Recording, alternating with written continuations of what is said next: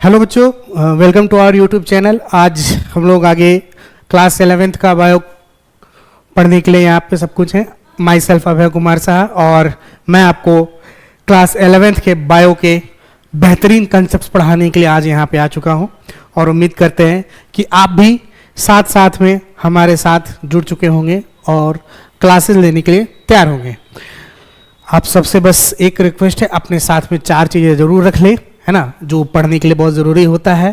Pen, copy, अपना दिमाग और अपने आप को, ये चारों चीज़ें रख करके उम्मीद है एक बेहतरीन सेशन के लिए आप तैयार होंगे और कोशिश करूँगा मैं कि बिल्कुल मेरे तरफ से आपको 100% का इनपुट मिले। Thank you. चलिए, तो हम लोग स्टार्ट करते हैं अपने कंटेंट को, है ना। और हमारा पहला टॉपिक आज का होने वाला है जिसको हम लोग स्टार्ट करेंगे। उससे पहले कुछ बेसिक्स बातें कर लेते हैं। हमारा जो सब्जेक्ट है ना, सब्जेक्ट जैसा कि आप सब जानते हैं क्या है, बायोलॉजी, है ना, क्लियर है। अब ये जो बायोलॉजी वर्ड है, पहले इसके बारे में हम लोग बात करते हैं ना।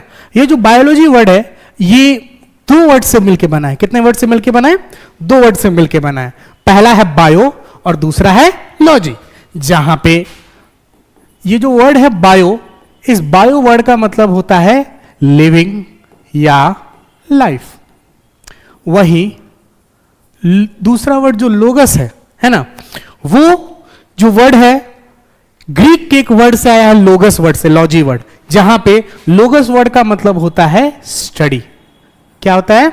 स्टडी। तो बायोलॉजी वो ब्रांच ऑफ साइंस है जहां पे हम लोग किसके बारे में पढ़ते हैं? लाइफ या लिविंग ऑर्गेनिजम्स के बारे में। यानी ऐसा सब्जेक्ट जहां पे जीवित जीवों के बारे में पढ़ाई की जाती है, उसी को हम लोग क्या कहते हैं? बायोलॉजी या जीव विज्ञान। ठीक है, तो एक लाइन में अगर मैं आपको बोलूं कि बायोलॉजी क्या है, तो it is the branch of science in which we study about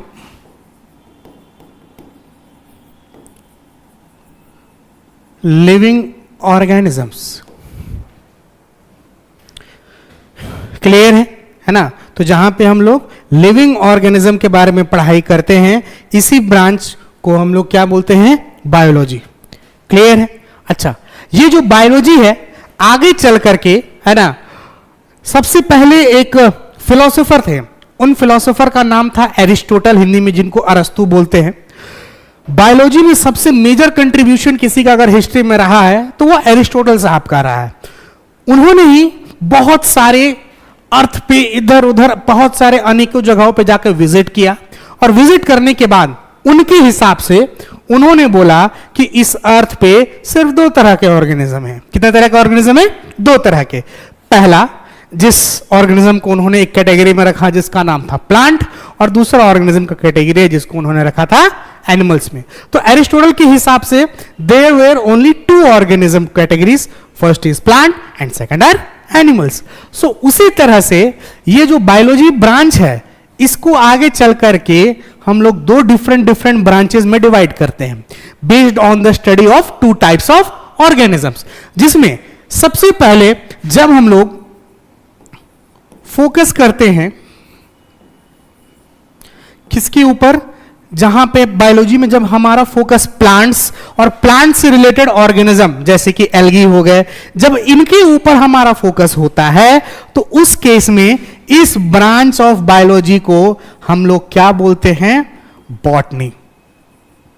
क्या बोलते हैं इस ब्रांच ऑफ बायोलॉजी को? बॉटनी। और वही जब बायोलॉजी में हमारा फोकस जो है ना, किसके ऊपर होता है? मेनली एनिमल्स के ऊपर में, तो उस ब्रांच ऑफ बायोलॉजी को हम लोग नाम देते हैं जूलॉजी। क्या नाम देते हैं? जूलॉजी। याद रखिएगा, ये जो वर्ड है आपके सामने जू, इस जू वर्ड का मतलब हमेशा एनिमल होता है। फॉर एग्जाम्पल, आप कहीं चिड़ियाघर गए होंगे, जैसे कि हमारे रांची में बिरसा मुंडा, है ना, जू है, तो उसका नाम जू क्यों होता है? क्योंकि उसके पिंजरों के अंदर में एनिमल्स को रखा जाता है, ना कि प्लांट्स को अंदर बंद करके रखा जाता है। सो उसी तरीके से यहां पे जब स्टडी सिर्फ एनिमल्स की जाती है तो उस सब्जेक्ट को जूलॉजी बोला जाता है, और जब प्लांट्स की स्टडी की जाती है तो इसको बॉटनी बोला जाता है। आई होप यहां पे आपको सारी चीजें समझ में आ रही होंगी। अब यही इसके बाद हम लोग आगे कंटिन्यू करेंगे। तो ये बहुत बेसिक बातें थी, है ना, यहां तक हो सकता है आपको चीजें एकदम समझ में आई होंगी। अब आगे चलते हम लोग, आगे चल करके हम लोग देखेंगे कि इसी पूरे टॉपिक पे सबसे बेसिक कंसेप्ट जो हमारा है वो हमारे क्लास 11th का पहला चैप्टर है। जैसे कि बचपन में आप लोगों ने A for apple B for ball पढ़ा होगा, तो उससे भी पहले आप लोगों ने ए बी सी डी फिर बड़ा ए छोटा ए ऐसे करके सीखा होगा। उसके बाद ही आप जाकर के सेंटेंस का फॉर्मेशन करना चालू किए होंगे। तो उसी तरह से एकदम बेसिक चीजें आपको जाननी जरूरी है, ताकि आगे चल करके आप कोई भी किसी भी क्लास के लिए आप बायोलॉजी पढ़ो तो उसके लिए बेसिक बातें एकदम आपको पता होनी चाहिए। यानी इन शॉर्ट अभी हम लोग बायोलॉजी का ABCD पढ़ेंगे। आई होप आपको यहां तक चीजें क्लियर होंगी। तो हम लोग यहां से एक अपने पहले चैप्टर का शुरुआत करेंगे। तो नया पेज, नई हेडिंग, नई शुरुआत, खून से लिख देंगे मेरे दोस्तों मेरे साथ में, द लिविंग वर्ल्ड।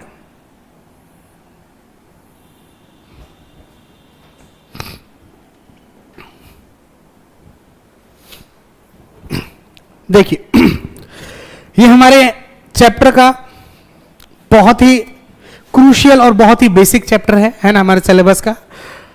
इस चैप्टर को पढ़ने के लिए अपने को एकदम बेसिक चीजें पता होनी चाहिए। सबसे पहला पॉइंट, जिनके पास भी पुरानी एनसीईआरटी है, उस पुरानी एनसीईआरटी में मैं आपको बता दूं कि ये चैप्टर की शुरुआत व्हाट इज लिविंग से होता है, लेकिन जब से सिलेबस का अपडेशन हुआ है, सिलेबस के अपडेशन के बाद से यहां से जो व्हाट इज लिविंग का कंसेप्ट था उसको डिलीट कर दिया गया, कंटेंट को पूरी तरीके से। तो चैप्टर जहां से स्टार्ट होगा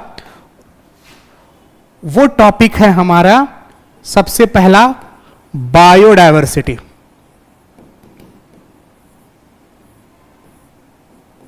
क्या नाम है सबसे पहले टॉपिक का? बायोडायवर्सिटी। सबसे पहला टर्म देखेंगे हम लोग। ये जो बायोडायवर्सिटी टर्म है ये भी दो टर्म से मिलकर बना है। पहला है बायो, दूसरा है डायवर्सिटी। पहला है बायो, दूसरा है डायवर्सिटी। जहां पे बायो वर्ड का मतलब होता है लिविंग और डायवर्सिटी वर्ड का मतलब होता है डिफरेंट टाइप्स। अब अगर मैं आपको बोलूं कि इंडिया एक डाइवर्स कल्चर वाला कंट्री है, अब मैं ऐसा क्यों बोल रहा हूं कि अलग अलग स्टेट में कल्चर अपने को अलग अलग देखने को मिलता है। फॉर एग्जाम्पल हमारे झारखंड का कल्चर अलग है ना, हमारे यहाँ अलग अलग तरीके के खान पकवान मिलते हैं, अलग ड्रेसेस मिलते हैं, अलग ड्रेसेस है बाकी स्टेट्स के मुकाबले में। तो मैं क्या बोल रहा हूं, हमारे यहाँ लैंग्वेजेस का डाइवर्सिफिकेशन है। हमारे झारखंड में हो, संथाली, मुंडारी, है ना, कोठा, ये सब के लैंग्वेजेस का ज्यादा प्रयोग किया जाता है, भोजपुरी वगैरह हो गया। लेकिन वही अगर मैं गुजरात में बोलूं तो क्या ये लैंग्वेजेस वहां नहीं, वहां पे अलग तरीके के लैंग्वेज है। तो उसी तरीके से मैं क्या बता रहा हूं, इस अर्थ पे सिर्फ एक तरह के ऑर्गेनिज्म नहीं है, different millions and billions type of organism मौजूद है। ध्यान दीजिएगा, मैं ऑर्गेनिज्म का नंबर का नहीं, ऑर्गेनिज्म के टाइप की बात कर रहा हूं यहां पे। तो बायोडायवर्सिटी क्या होता है समझिएगा। बायोडायवर्सिटी में आप किस एरिया की बात कर रहे हैं वो बहुत इंपॉर्टेंट होता है। फॉर एग्जाम्पल आप कहीं इस क्लासरूम की सिर्फ बात कर रहे हैं, या आप रांची की बात कर रहे हैं, झारखंड का बात कर रहे हैं, या इंडिया का बात कर रहे हैं, या अमेरिका या पूरे अर्थ का बात कर रहे हैं। तो सबसे पहला बायोडायवर्सिटी में एरिया पता होना चाहिए कि कहां का एरिया का बात कर रहे हैं। तो जब कभी भी एक पर्टिकुलर एरिया में कितने डिफरेंट टाइप्स, क्या बोल रहा हूं, कितने different types of organism present है, उनके नंबर को हम लोग क्या कहते हैं, बायोडायवर्सिटी। फिर से बोल रहा हूं, एक पर्टिकुलर एरिया में कितने different types of organism present होते हैं, इसी को हम लोग क्या बोलते हैं, बायोडायवर्सिटी। तो बायोडायवर्सिटी क्या होता है, the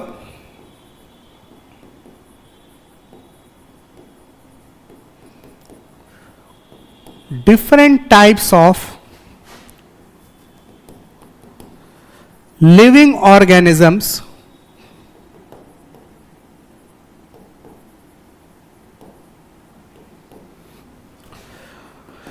present in a particular area is called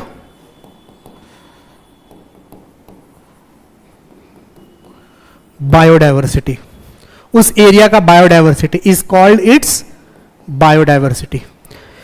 जैसे कि मैं जो आपको समझा रहा हूं ध्यान से समझिएगा. फॉर एग्जाम्पल, ये सपोज करिए कि एक एरिया है ना. इस एरिया में अगर मैं आपको बोल रहा हूं कि यहां पे सपोज करिए एक टाइगर है, टाइगर मिल रहे हैं, है ना. यहां पे आपको क्रो मिल रहे हैं, यहां पे आपको पिजन मिल रहे हैं, यहां पे आपको बैक्टीरिया मिल रहा है, यहां पे आपको ह्यूमन मिल रहे हैं. तो अगर मैं आपसे पूछूं कि इस एरिया में कितने डिफरेंट टाइप्स ऑफ ऑर्गेनिज्म मौजूद हैं, तो आप मुझे क्या बोलोगे? सर यहां पे देखो 1 2 3 4 5 5 टाइप के ऑर्गेनिज्म यहां पे प्रेजेंट है. क्लियर है? यही इस एरिया का क्या है? बायोडायवर्सिटी. लेकिन सपोज मैं यहां बता रहा हूं कि यहां पे 2 टाइगर प्रेजेंट है, 4 क्रो प्रेजेंट है, 1 पिजन प्रेजेंट है, 3 बैक्टीरिया प्रेजेंट है और 2 ह्यूमन प्रेजेंट है. अब मेरा सवाल ध्यान से सुनना. यहां पे एक बार आप मुझे लिख के बताएंगे कि टोटल कितने ऑर्गेनिज्म प्रेजेंट है. टोटल नंबर ऑफ ऑर्गेनिज्म यहां पे कितने हैं जरा बताइए मुझे. तो टोटल नंबर ऑफ ऑर्गेनिज्म में यहां पे आप बोलेंगे 4 2 6 9 11 और 1 12, यानी टोटल 12 ऑर्गेनिज्म मौजूद है यहां पे टोटल नंबर. लेकिन वही मैं आपसे पूछूं कि बताइए टोटल कितने टाइप ऑफ ऑर्गेनिज्म है. तो टाइप में टोटल नंबर नहीं, टाइप में 1 2 3 4 5 टाइप के ऑर्गेनिज्म मिलते हैं. और यही इस एरिया का क्या कहलाएगा? बायोडायवर्सिटी. आई होप यहां तक चीजें आपको क्लियर होंगी. अच्छा, अब तक एनसीईआरटी में एक डेटा दे रखा है जो कि इंपॉर्टेंट है. हालांकि ये डेटा बहुत पुराना है, फिर बता रहा हूं ये डेटा बहुत ही पुराना है, लेकिन ये डेटा आपको याद रखना है. क्या? कि अब तक इस अर्थ पे 1.7 टू 1.8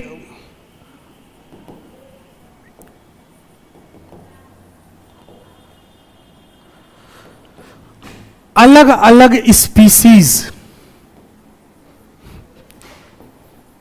को डिस्कवर किया जा चुका है. अब तक इस धरती पे कितना? 1.7 टू 1.8 मिलियन स्पीसीज को डिस्कवर किया जा चुका है. अब तक में आगे भी डिस्कवरी चल रही है. याद रखिएगा ये डेटा आपके एनसीईआरटी का डेटा है, ये पुराना डेटा है, पर फिर भी आप इसको याद रखेंगे क्योंकि नीट या बोर्ड में अगर ये क्वेश्चन आएगा तो आप 1.7 से 1.8 मिलियन स्पीसीज को ही टिक करेंगे. आई होप यहां तक चीजों आपको समझ में आई होंगी. इस पेज को पहले नोट करिए, फिर बातें हम लोग आगे करेंगे, है ना. चलिए,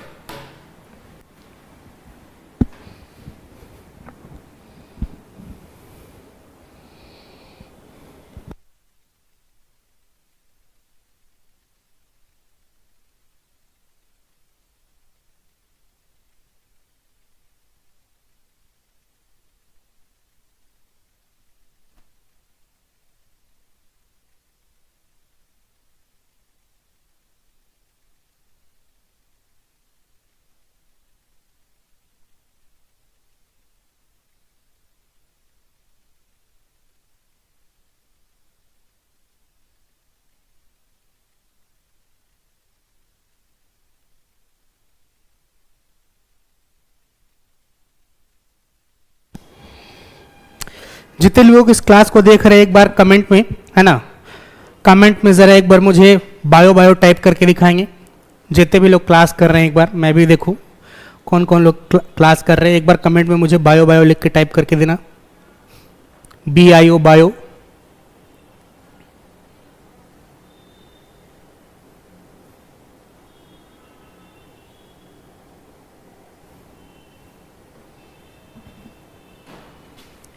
मेरी आवाज अगर आप लोगों को पहुंच रही है तो हेलो हेलो,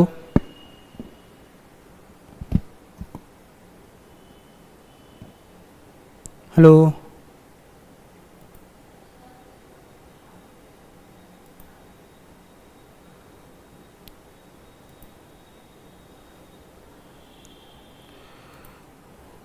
हेलो,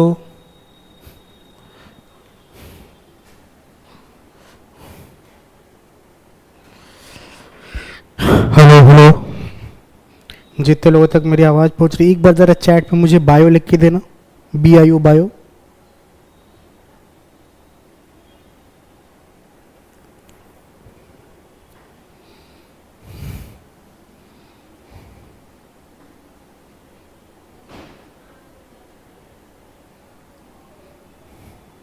आवाज़ तो पहुंच रही है ना सब तक?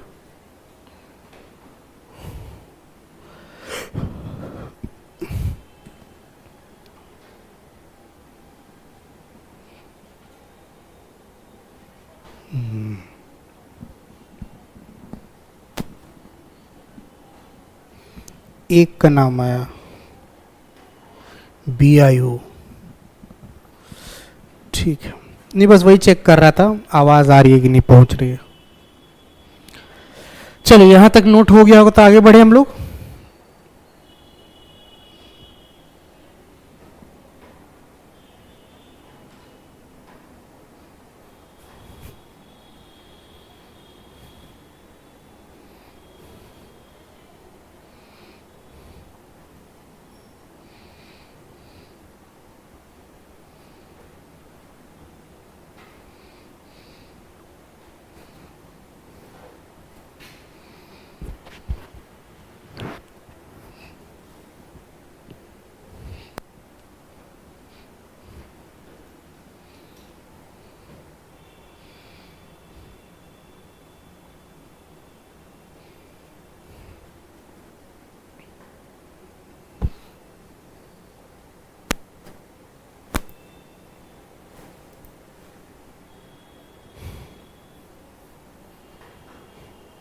चलिए, तो यहां तक हो सकता है हो गया होगा, नोट हो गया होगा। अब हम लोग आगे बढ़ते हैं, है ना?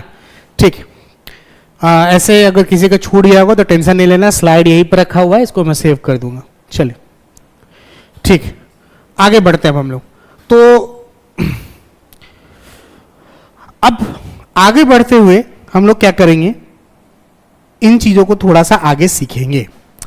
अब मेरा सवाल है कि इतने सारे जो ऑर्गेनिज्म हैं 1.7 टू 1.8 मिलियन, अगर इनको मैं लाख में कन्वर्ट करूं तो इसका वैल्यू आएगा 17 टू 18 लाख।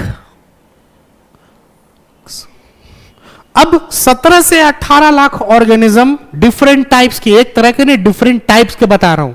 17 से 18 लाख आपके बुक के हिसाब से ही अगर ऑर्गेनिज्म मौजूद है, तो इतने सारे ऑर्गेनिजम्स की पढ़ाई एक इंसान के द्वारा अपने जीवन काल में कभी पूर्ण नहीं हो सकती। यानी एक आदमी चाह के भी एक जन्म में इतने सारे डिफरेंट टाइप्स ऑफ ऑर्गेनिज्म की पढ़ाई नहीं कर सकता। तो इसका सॉल्यूशन क्या निकाला गया? इसका सॉल्यूशन यह निकाला गया कि ऑर्गेनिजम्स को क्या किया जाएगा, अलग अलग ग्रुप में बांट दिया जाएगा। क्यों सर, क्यों बांटा जाएगा? अच्छा, बांटने के लिए ध्यान दीजिएगा, बांटने के लिए क्राइटेरिया डिफाइन किया गया। क्राइटेरिया मतलब फीचर, कि किस आधार पे आप डिवाइड कर रहे हो। फॉर एग्जाम्पल, मेरा मानना है कि मुझे एक ग्रुप में फोटोसिंथेसिस करने वाले, और फोटोसिंथेसिस यानी प्रकाश संश्लेषण करने वाले ऑर्गेनिज्म चाहिए, और दूसरे ग्रुप में ऐसे ऑर्गेनिज्म चाहिए जो फोटोसिंथेसिस नहीं करते हैं। तो मैं देखूंगा कि जो फोटोसिंथेसिस करने वाले उनको एक ग्रुप में रख दिया जाएगा, और जो फोटोसिंथेसिस नहीं करने वाले उनको दूसरे ग्रुप में रख दिया जाएगा।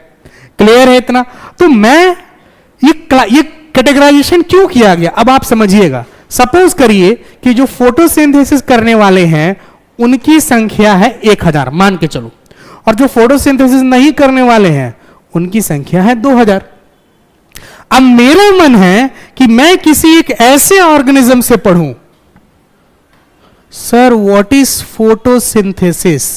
एक बच्चा पूछ रहा है कि सर व्हाट इज फोटोसिंथेसिस।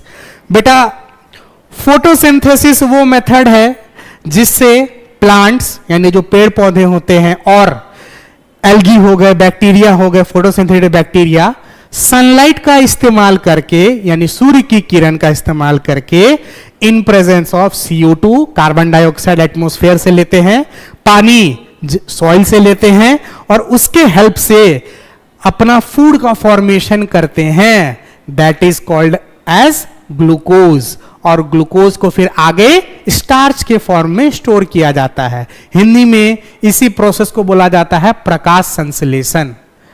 समझ आया? जो सवाल पूछ रही थी सुखप्रीत कि फोटोसिंथेसिस क्या होता है, आई होप ये बातें आपको समझ में आई होगी कि फोटोसिंथेसिस क्या होता है। और टेंशन नहीं लेना है, फोटोसिंथेसिस अपन डिटेल में पढ़ेंगे आगे जाकर के। एक चैप्टर है फोटोसिंथेसिस इन हायर प्लांट्स, वहां पे हम लोग पढ़ेंगे। फिलहाल मैं आगे चलता हूं, है ना। और आगे चल करके अभी मैं बात कर रहा हूं कि अगर मुझे 1000 एक ग्रुप में 1000 फोटोसिंथेसिस करने वाले ऑर्गेनिज्म हैं और एक ग्रुप में ऐसे ऑर्गेनिज्म है जो फोटोसिंथेसिस नहीं करते, तो जब मुझे इनके फीचर्स के बारे में पढ़ना होगा तो मैं सारे की सारी की पढ़ाई नहीं करूंगा। सारे 1000 के बारे में पढ़ने की मुझे जरूरत नहीं है। मैं क्या करूंगा, क्योंकि ये सब के सब फोटोसिंथेसिस कर रहे हैं, तो मैं इनमें से किसी एक के बारे में डिटेल में पढ़ लूंगा, जिससे मुझे पता चल जाएगा कि फोटोसिंथेसिस में क्या होता है, कैसे होता है। मुझे सबके बारे में पढ़ने की जरूरत नहीं है। इसी के लिए ये जो ग्रुप में बांटने का प्रोसेस है उसको डेवलप किया गया। क्यों किया गया? ऑर्गेनिजम्स के लिए नहीं, हमारे लिए डेवलप किया गया, ताकि हम लोग ऑर्गेनिजम्स के बारे में आसानी से पढ़ सके। और यही जो क्लासिफिकेशन का तरीका यानी बांटने का तरीका है, इसी तरीके को नाम दिया गया एक साइंटिस्ट के द्वारा। This technique was named as taxonomy. क्या नाम दिया गया इस प्रोसेस को? टैक्सोनॉमी। टैक्सोनॉमी क्या होता है, ध्यान से दीजिएगा। टैक्सोनॉमी एक प्रोसेस है जहां पे ऑर्गेनिजम्स को डिफरेंट कैटेगरीज में बांटा जाता है। इन कैटेगरीज को हम लोग बोलते हैं टैक्सोनॉमिक कैटेगरीज। कौन से कैटेगरीज? Taxonomic categories. क्यों बांटा जाता है? उनके घर बनाने के लिए? क्या उनको खाना खिलाने के लिए? नहीं, हमें ताकि पढ़ने में सुविधा हो, आसानी हो। तो अगर कोई आपसे पूछे टैक्सोनॉमी क्या होता है, तो हम लोग बोलेंगे it is defined as the process of arrangement of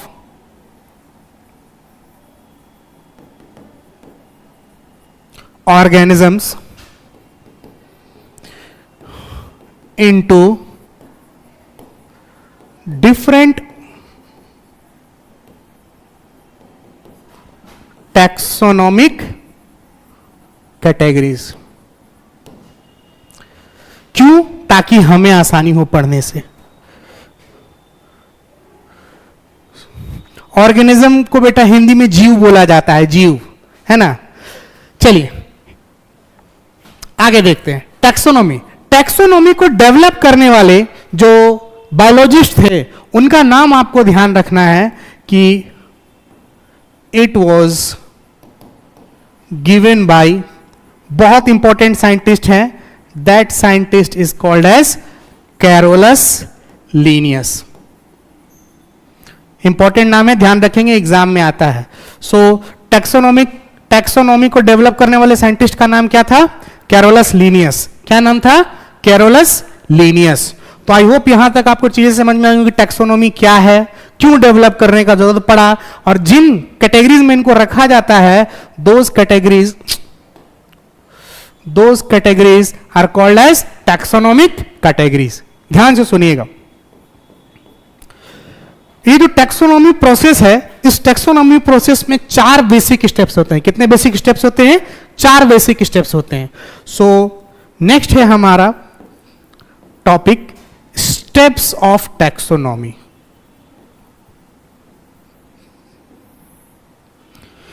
ध्यान दीजिएगा, कितना बोला? There are 4 basic steps of taxonomy. देखिए, सबसे पहला जो स्टेप होता है उस स्टेप को हम लोग बोलते हैं कैरेक्टराइजेशन।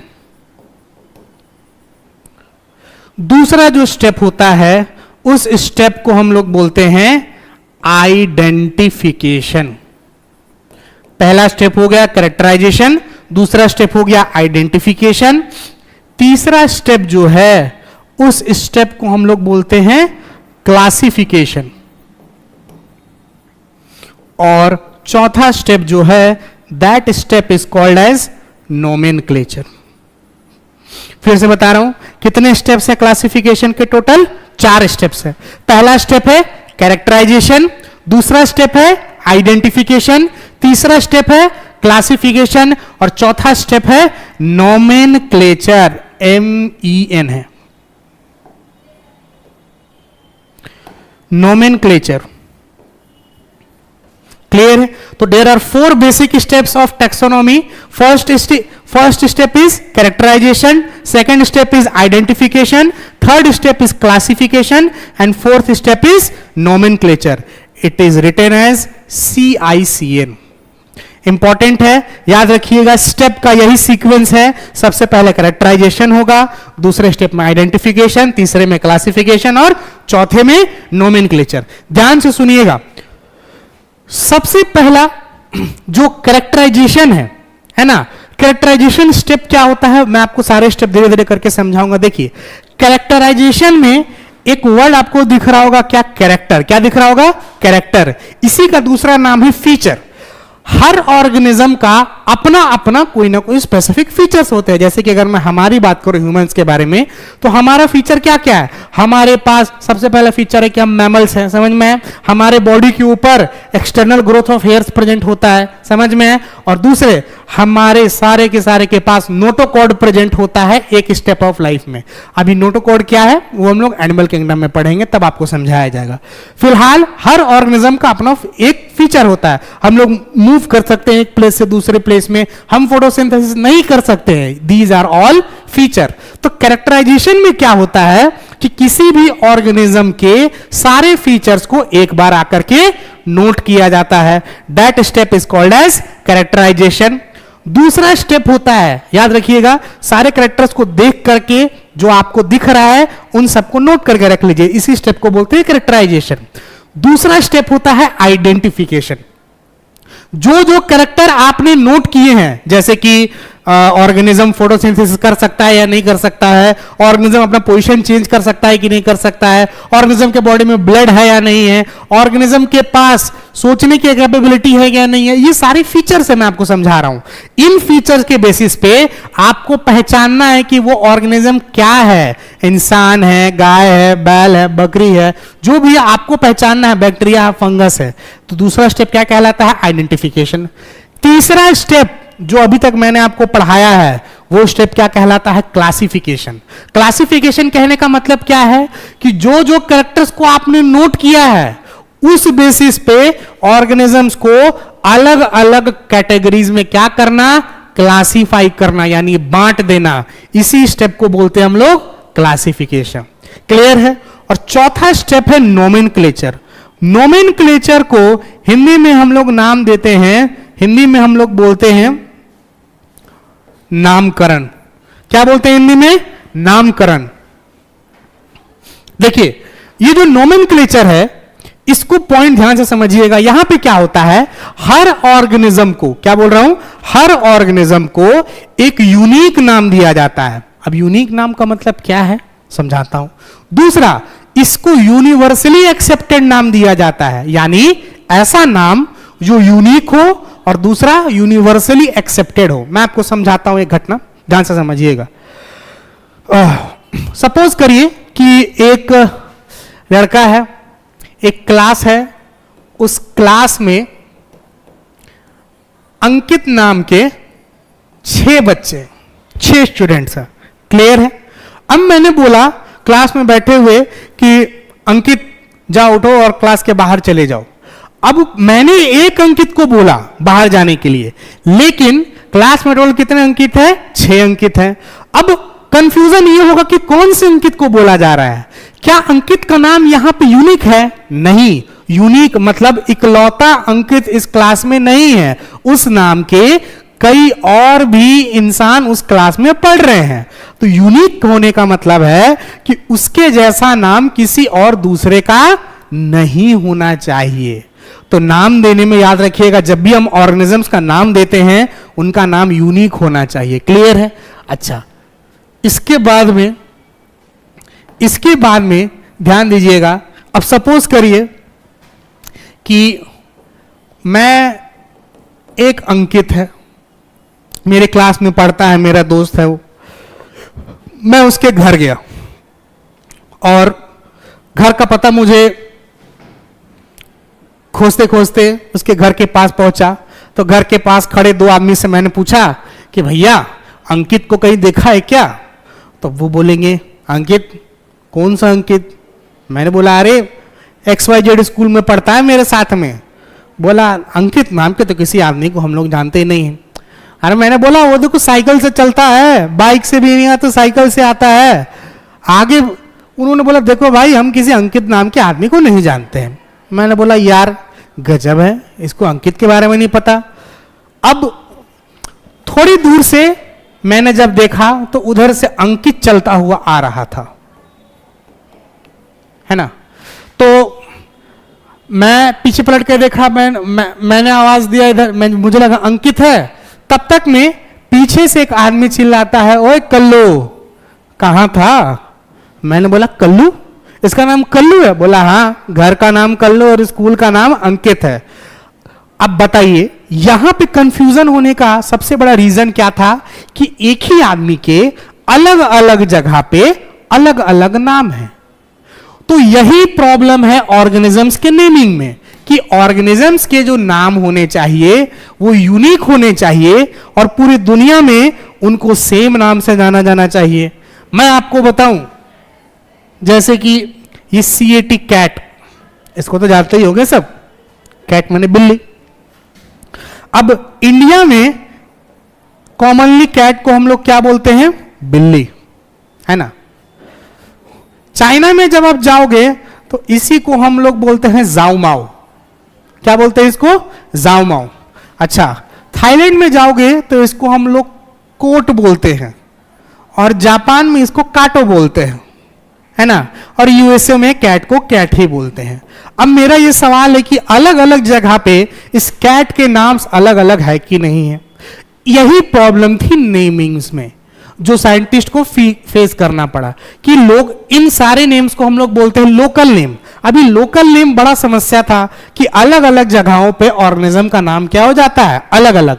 तो साइंटिस्ट ने मिल करके बोला कि हम लोग क्या करेंगे, ऑर्गेनिजम्स के ऐसे नाम रखेंगे जो कि कैसा होना चाहिए? पहला, यूनिक होना चाहिए और पूरी दुनिया में उसको उसी नाम से जाना जाना चाहिए। ऐसे नाम्स को हम लोग बोलते हैं साइंटिफिक नेम या बायोलॉजिकल नेम।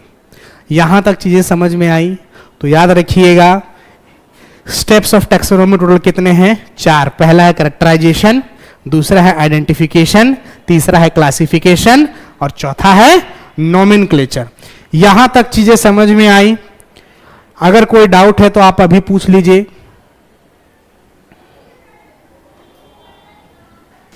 चलिए ठीक, आई होप यहां तक चीजें समझ में आई होगी। तो सबसे पहला स्टेप हम लोग डिस्कस करेंगे, कौन सा लिखेंगे हम लोग? सबसे पहला step characterisation.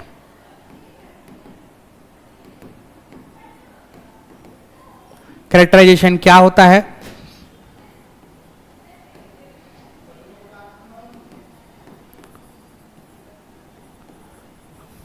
It is the process of enlisting of easily observable characters of an organism। Organism के ऐसे कैरेक्टर्स जो आसानी से दिख जाए उनको क्या करना है? बस नोट करना है। इसी प्रोसेस को हम लोग बोलते हैं कैरेक्टराइजेशन। दूसरा प्रोसेस है, दूसरा स्टेप है इस स्टेप को हम लोग नाम देते हैं, बताइए क्या? आइडेंटिफिकेशन, है ना। जो कैरेक्टर्स हम लोगों ने नोट किए हैं उनके हेल्प से क्या करना? ऑर्गेनिज्म को पहचानना कि वो ऑर्गेनिज्म कौन सा ऑर्गेनिज्म है। आइडेंटिफिकेशन का मतलब क्या होता है? It is the process of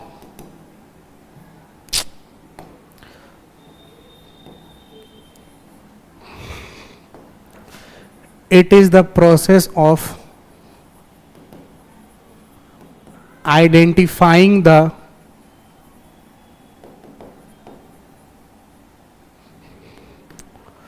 organism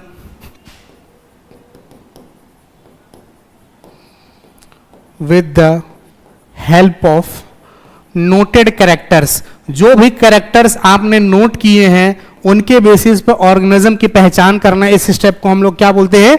identification. तीसरा स्टेप है जो, उसको हम लोग बोलते हैं क्लासिफिकेशन। क्लासिफिकेशन क्या होता है?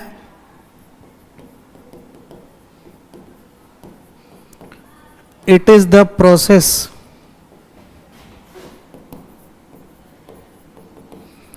in which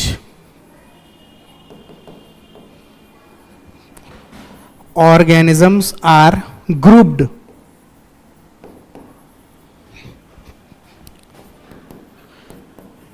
into convenient categories based on the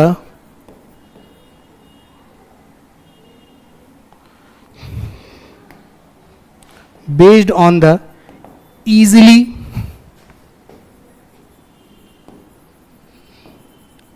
observable characters। और चौथा स्टेप है हमारा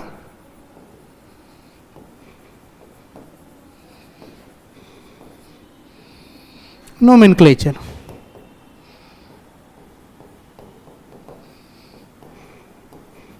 It is the process of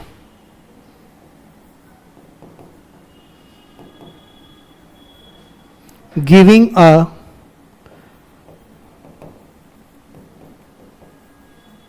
scientific slash biological name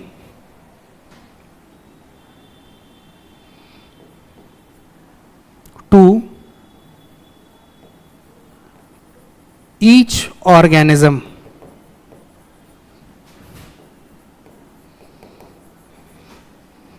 which is unique. जो नाम कैसा होना चाहिए? यूनिक होना चाहिए एंड यूनिवर्सली एक्सेप्टेड। पूरे तरीके से दुनिया उस नाम को अपनानी चाहिए।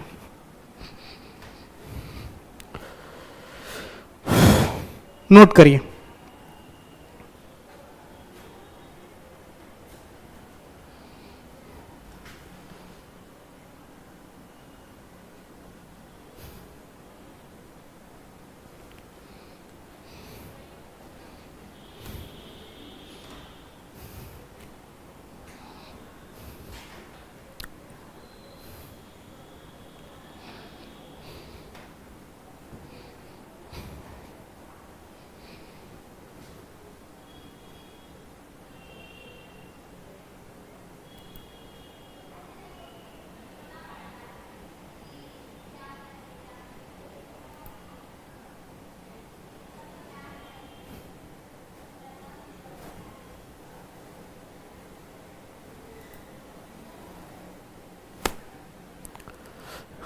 कोई पॉइंट समझ में ना आए तो दोबारा पूछना, मैं आराम से बताऊंगा।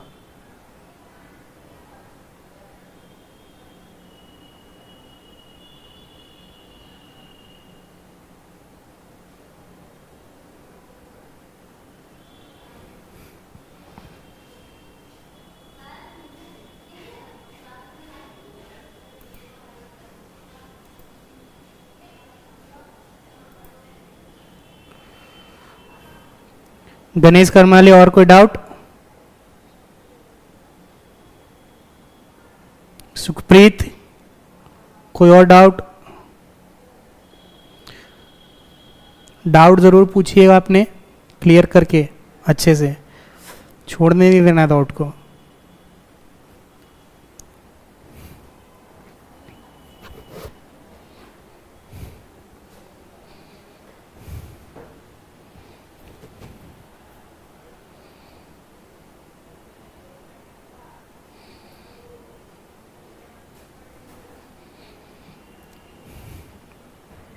नोट हो जाएगा तो एक बार ओके बोल दीजिएगा चैट में।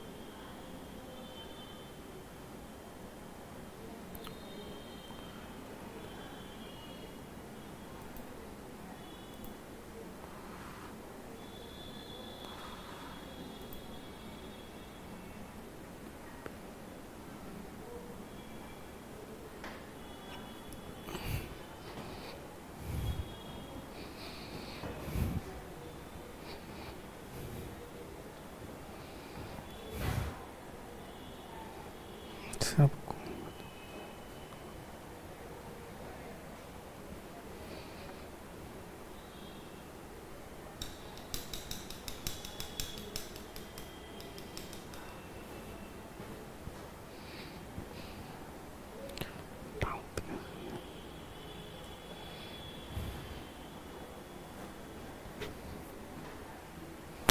चलिए, नोट हो गया ये पूरा, आगे चले। नोट हो गया तो आगे चले हम लोग।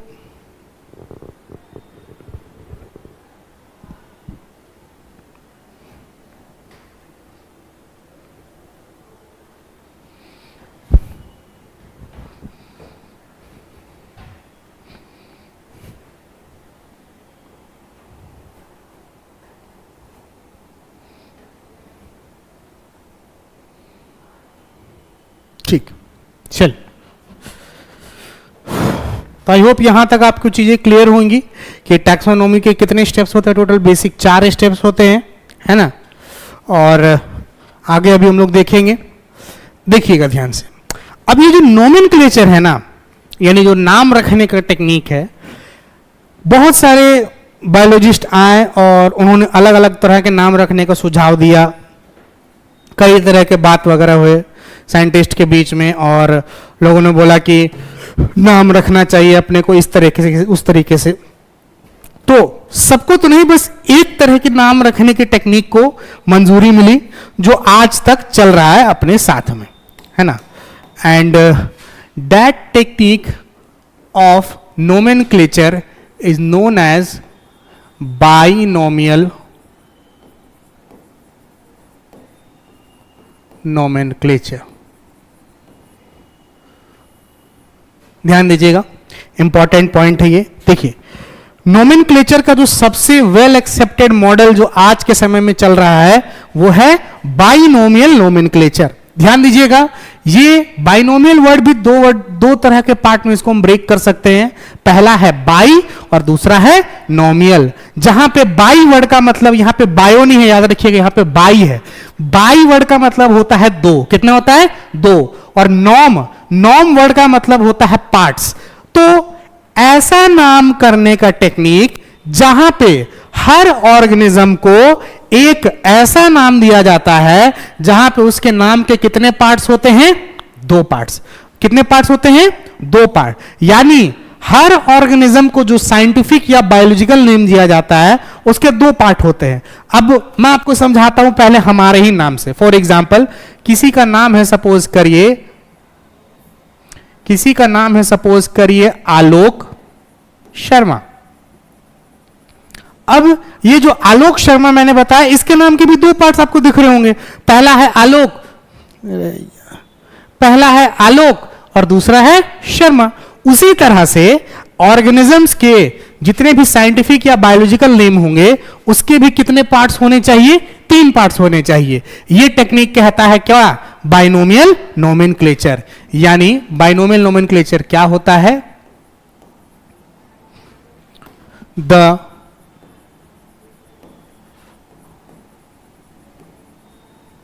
nomenclature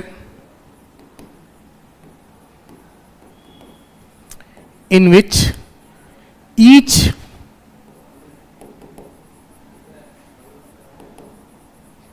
biological / scientific name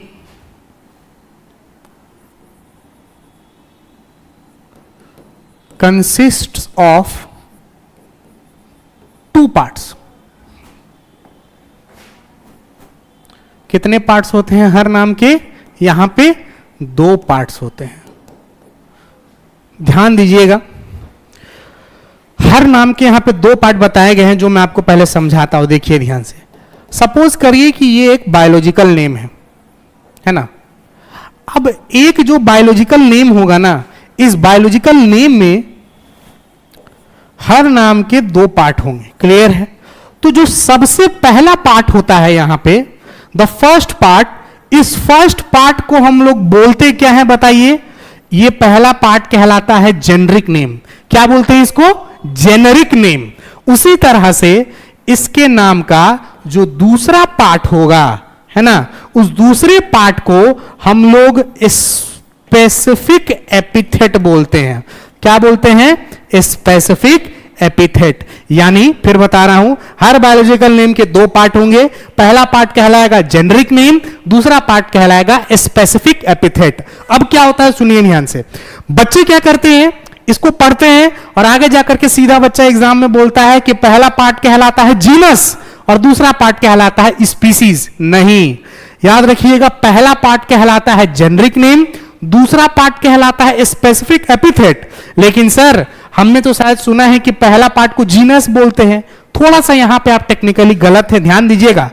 ये जो जेनरिक नेम है ना, ये जेनरिक नेम और स्पेसिफिक एपिथेट किसी चीज को रिप्रेजेंट करते हैं। फिर से बोल रहा हूं, पहला पार्ट जेनरिक नेम कहलाता है, दूसरा पार्ट स्पेसिफिक एपिथेट कहलाता है। लेकिन ये जो जेनरिक नेम और स्पेसिफिक एपिथेट है, ये किन्हीं चीजों को रिप्रेजेंट या फिर डिनोट करते हैं। किस चीज को डिनोट या दर्शाते हैं सर? जेनरिक नेम दर्शाता है एक टैक्सोनॉमिक कैटेगरी जिसका नाम है जीनस। उसी तरह से स्पेसिफिक एपिथेट एक कैटेगरी को दर्शाता है जिसको हम लोग बोलते हैं स्पीसीज। आई होप आपको बातें समझ में आई होंगी। सबसे पहला पॉइंट ये ध्यान रखेंगे कि जेनरिक नेम पहला पार्ट का नाम है जेनरिक नेम, दूसरा पार्ट का नाम है स्पेसिफिक एपिथेट। जेनरिक नेम क्या बताता है? जीनस। स्पेसिफिक एपिथेट क्या बताता है? स्पीसीज। तो कभी भी एग्जाम में आए कि बायोलॉजिकल बाइनोमियल नोमेनक्लेचर में जो बायोलॉजिकल नेम होता है उसके कितने पार्ट होते हैं? 2 पार्ट होते हैं। समझ में आया? क्लियर है? पहला पार्ट जो है उसको हम लोग बताइए क्या बोलते हैं? First part is called as generic name. बिल्कुल, it is the first part. और दूसरा पार्ट जो है इसको हम लोग बोलते हैं क्या? Specific epithet. इसको हम लोग बोलते हैं, बताइए कौन सा पार्ट? Second part. इसी टेक्निक को ध्यान दीजिएगा, इसी टेक्निक ऑफ नेमिंग को हम लोग क्या नाम देते हैं? It is called as binomial nomenclature.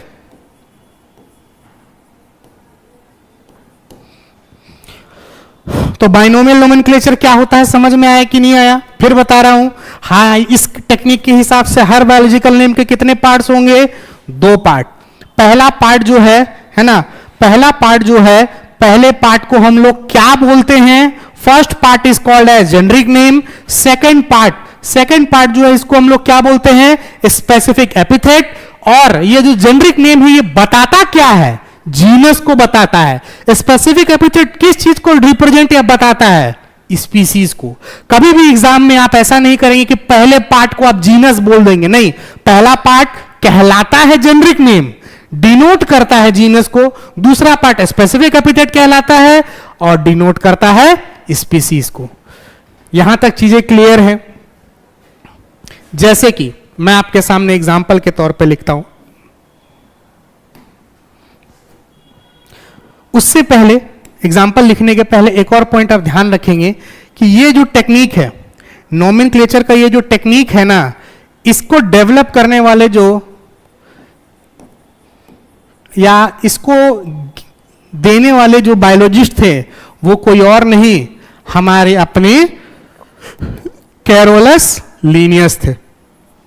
क्या नाम था उनका? Carolus Linnaeus. याद रखिएगा, पूरे आपके सिलेबस में कैरोलस लीनियस का जहां जहां पे दो दो चीज का कंट्रीब्यूशन है वहां पे कैरोलस लीनियस आएंगे ही आएंगे। फॉर एग्जांपल, इसके नाम में दो दो पार्ट है, इसी के लिए इसको डेवलप करने वाले साइंटिस्ट कौन थे? Carolus Linnaeus. आई होप आपको बाइनोमियल नोमेनक्लेचर समझ में आया होगा कि बाइनोमियल नोमेनक्लेचर क्या होता है ना, कैसे इसमें नाम रखते हैं। पहला पार्ट जेनरिक नेम, दूसरा पार्ट स्पेसिफिक एपिथेट।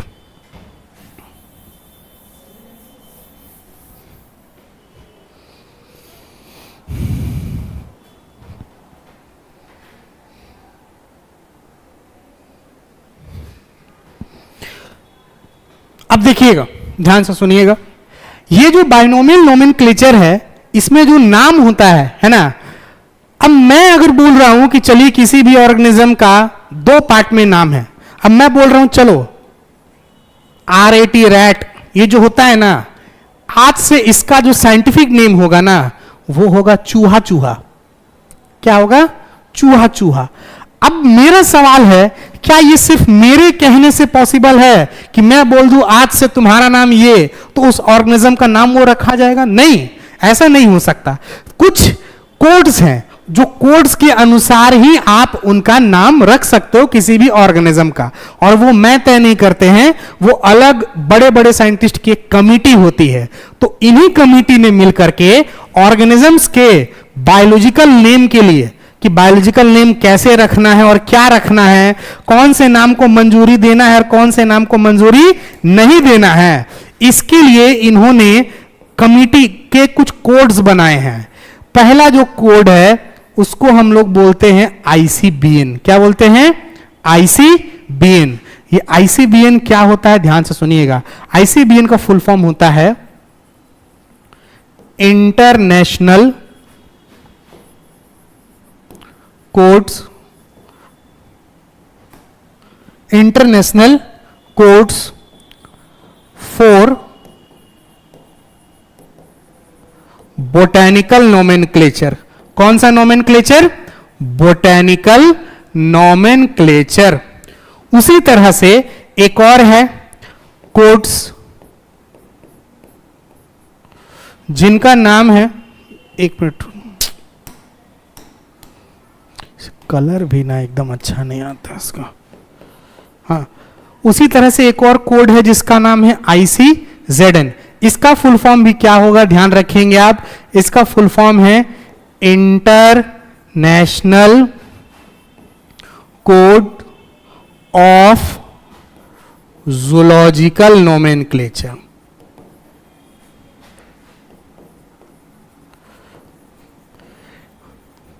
देखिएगा, ICBN का फुल फॉर्म क्या होता है? International codes for botanical nomenclature. और ICZN का फुल फॉर्म क्या होता है? International code of zoological nomenclature. देखिएगा, यहां पे कौन सा नोमेनक्लेचर है? जू यानी जूलॉजी। तो जूलॉजी किसके लिए आता है? एनिमल्स के लिए। तो याद रखिएगा, एनिमल्स के नाम के लिए जो कोड्स दिए गए हैं उनको हम लोग क्या बोलते हैं? ICZN। और वही दूसरी तरफ प्लांट्स के नेमिंग के लिए जो कोड्स दिए गए हैं वो कहलाते हैं ICBN। क्या कहलाते हैं? ICBN, जिनका फुल फॉर्म है international codes for botanical nomenclature. यहां तक चीजें समझ में आई? तो दो कोड्स का फुल फॉर्म याद रखेंगे। इसका फुल फॉर्म नीट में भी आ चुका है और आपके जैक बोर्ड में भी पूछा जा चुका है। क्लियर है? तो बोर्ड एग्जाम्स में भी आया हुआ है कि आईसीबीएन और आईसीजेडएन का फुल फॉर्म क्या होता है। बाइनोमियल नोमेनक्लेचर तक समझ में आया होगा चीजें, है ना? और आप, हाँ ठीक है सर। और यहां पे सारी चीजों को हम लोग अभी आगे कंटिन्यू करते हुए, है ना, आईसीबीएन और आईसीजेडएन तक हम लोगों ने डिस्कस किया। फिलहाल यहां तक आप नोट करें, फिर हम लोग आगे चलेंगे। याद रखिएगा ये आईसीबीएन आईसीजेडएन का फुल फॉर्म इंपॉर्टेंट है, एग्जाम में आता है, पूछा जाता है।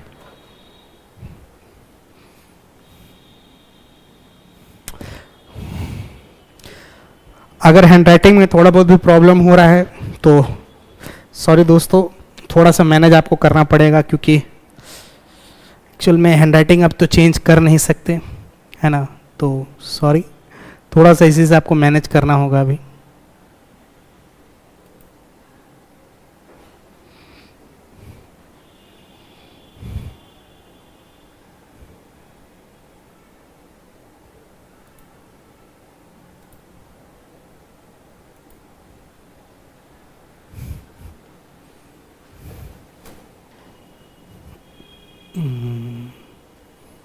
बोर्ड का मैक्सिमाइजेशन ठीक नहीं है थोड़ा सा।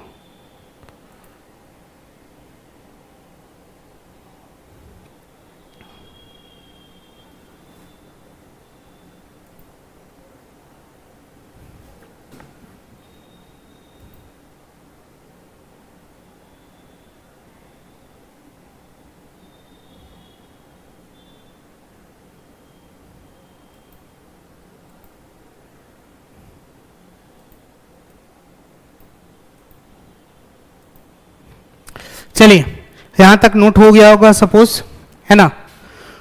तो एक बार जो हम लोगों ने आज पढ़ा उसको हम लोग क्विक रिकैप करेंगे, और क्विक रिकैप करने के बाद में हम लोग सेशन को आज कंक्लूड करेंगे यहाँ पे, है ना? चलिए, एक बार मैं आपको सारी चीजें एक बार अच्छे से रिकैप करा देता हूँ। देखिए, सबसे पहले स्लाइड में वापस ले आऊंगा, टेंशन मत लेना।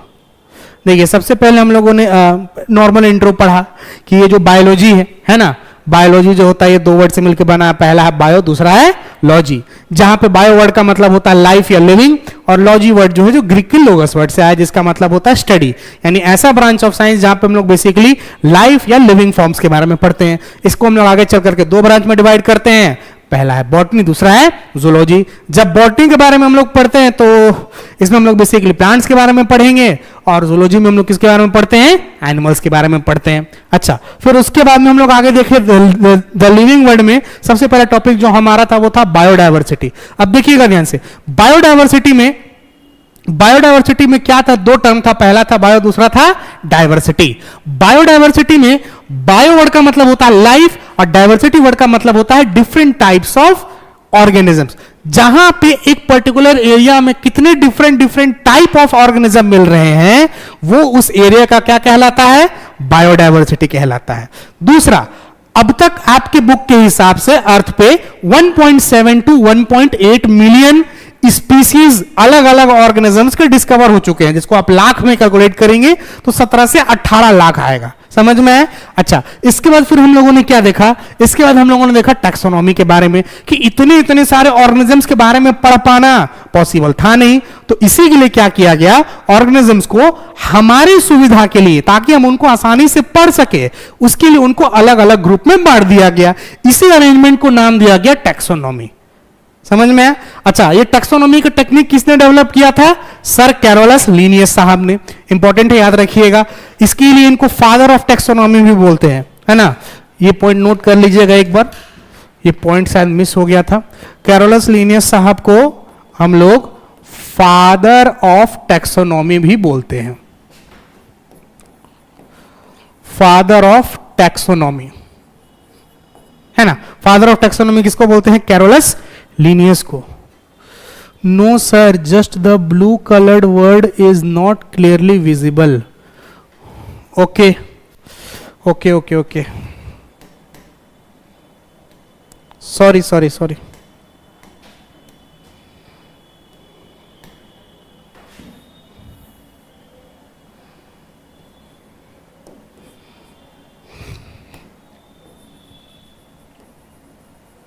मैं सुधार दूंगा उसको, अगले पेज पे मैं सुधार दूंगा। ठीक है, तो कैरोलस लिनियस साहब ने दिया था। अब टैक्सोनॉमी के 4 बेसिक स्टेप्स होते हैं। सबसे पहला स्टेप मैंने आपको क्या बताया, कैरेक्टराइजेशन। दूसरा स्टेप मैंने आपको बताया आइडेंटिफिकेशन। तीसरा स्टेप आपको बताया क्लासिफिकेशन। चौथा स्टेप आपको बताया नोमेनक्लेचर। कैरेक्टराइजेशन वर्ड का मतलब क्या होता है कि ऑर्गेनिजम्स के जो भी बेसिक फीचर आपको दिखने में बस पता चल रहा है, उन फीचर्स को क्या करो, आप नोट करके एक जगह रख लो। दूसरा स्टेप होता है कि जो जो कैरेक्टर्स आपने नोट करके रखा, उनकी मदद से ऑर्गेनिज्म को पहचानो कि ये कौन सा ऑर्गेनिज्म है, बैक्टीरिया है, फंगस है, इंसान है, प्लांट है, एल्गी है, कौन सा ऑर्गेनिज्म है, पहचानो इसको। और तीसरा स्टेप है क्लासिफिकेशन। आप लोगों ने जो भी कैरेक्टर्स को नोट किया है, आसानी से उनके बेसिस पे ऑर्गेनिज्म को क्या करो, अलग अलग ग्रुप में बांट दो। इसी प्रोसेस को बोला जाता है क्लासिफिकेशन। चौथा और इंपॉर्टेंट स्टेप है नोमेनक्लेचर। नोमेनक्लेचर वर्ड का मतलब क्या होता है, नामकरण, यानी हर ऑर्गेनिज्म का अपना एक नाम प्रोवाइड करना, और नाम ऐसा जहां पे उसका नाम होना चाहिए यूनिक और यूनिवर्सली एक्सेप्टेड, यानी पूरी दुनिया में उसको उसी नाम से जाना जाना चाहिए। क्लियर है? ये 4 स्टेप थे। अब नोमेनक्लेचर में क्या था, मैंने बताया कि एक टेक्निक डेवलप किया गया जिसका नाम था, है ना, जिसका नाम था बाइनोमियल, जिसका नाम था बाइनोमियल नोमेनक्लेचर, है ना, इंपॉर्टेंट है। बाइनोमियल नोमेनक्लेचर में हर ऑर्गेनिज्म के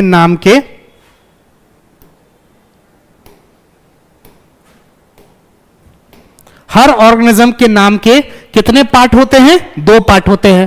पहला पार्ट जो है उसको हम लोग बोलते हैं, बताइए कौन सा नेम, जेनरिक नेम। कौन सा नेम बोलते हैं, जेनरिक नेम, जिसको, और दूसरा पार्ट क्या कहलाता है, स्पेसिफिक एपिथेट। क्या कहलाता है, स्पेसिफिक एपिथेट। हर नाम के 2 पार्ट, पहला पार्ट जेनरिक नेम, दूसरा पार्ट स्पेसिफिक एपिथेट। अच्छा, इसको डेवलप करने वाले कौन थे, कैरोलस लिनियस। जहां जहां पे 2 चीजें आएंगी वहां पे कंट्रीब्यूशन जरूर आता है कैरोलस लिनियस का। अच्छा, इन नामों को एक्सेप्टेंस मिलेगा कि नहीं मिलेगा, वो उसके लिए कुछ कोड्स बनाए गए हैं, और वो कोड है ICBN और एक है ICZN।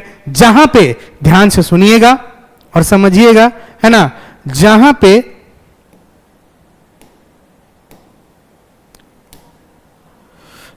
जहां पे सबसे पहला जो कोड है उसका नाम है ICBN। क्या नाम है, ICBN।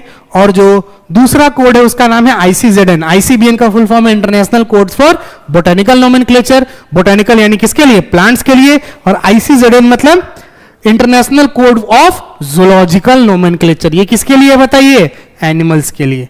तो आई होप आपको बातें यहां तक सारी समझ में आई होंगी, है ना। तो जो जो आज मैंने पढ़ाया है इसको जाकर के आज थोड़ा सा रिवाइज करिएगा, और अगले क्लास में हम लोग यहीं से चीजों को कंटिन्यू करेंगे। देखिए, जो भी बच्चे अगर लाइव सेशन देख रहे हैं, मेरा आपसे एक ही रिक्वेस्ट है कि आप जो पढ़ाया जाए उसको डेली का डेली एक बार घर जाकर जरूर रिवाइज करिएगा। छोड़ते जाइएगा तो पाइल अप होता जाएगा। अभी थोड़ा थोड़ा करके आपको पढ़ाया गया है, ज्यादा पढ़ाया गया है नहीं, तो मैं आपसे उम्मीद करूंगा कि इसको आप रोज का रोज घर जाकर के एक बार अच्छे से रिवाइज कर लेना। अगर रिवाइज नहीं करोगे तो याद रखना धीरे धीरे छूटता जाएगा। अभी कम कम पढ़ाई हो रहा है, उसको धीरे करके थोड़ा थोड़ा करके पढ़ो, वरना जब बहुत सारे चैप्टर्स निकल जाएंगे तब आप ले करके बैठे रहोगे। और हर साल बच्चे यही गलती करते हैं 11th में, समझ आए। एनीवेज, तो आई होप आपको ये सेशन पसंद आया होगा, और ये सेशन पसंद आया होगा तो अच्छे से, है ना, लाइक वगैरह थोड़ा करके और आराम से सेशन को शेयर वगैरह भी करिएगा, है ना। और मैं, याद रखिएगा, आप जैसा वहां से इनपुट दोगे मैं भी यहां से वैसा ही इनपुट दूंगा, है ना। और क्लास में थोड़ा सा आपको मेरे साथ एक कॉन्वर्सेशन करते रहना है चैट के थ्रू, वरना वन वे में फिर मजा नहीं आएगा, है ना। तो जब मैं बोलूं बोलने के लिए तो आपको बोलना है चैट वगैरह में, चाहे जितने भी बच्चे हों उनको बोलना है ना। अगर मैं बोलूं कि बोलो ओके तो ओके बोलना है, क्योंकि देखो क्या है ना कि आप मेरे सामने हो नहीं तो मैं आपकी प्रॉब्लम्स को समझ कैसे पाऊंगा। तो आपका भी फीडबैक उतना ही ज्यादा मैटर करता है। आप जैसे जैसे फीडबैक उधर से दोगे मैं वैसे फीडबैक इधर से दूंगा। एनीवेज, आई होप आपको उस चीजें क्लास में समझ में आएंगे सारी चीजें। आज के लिए इतना ही।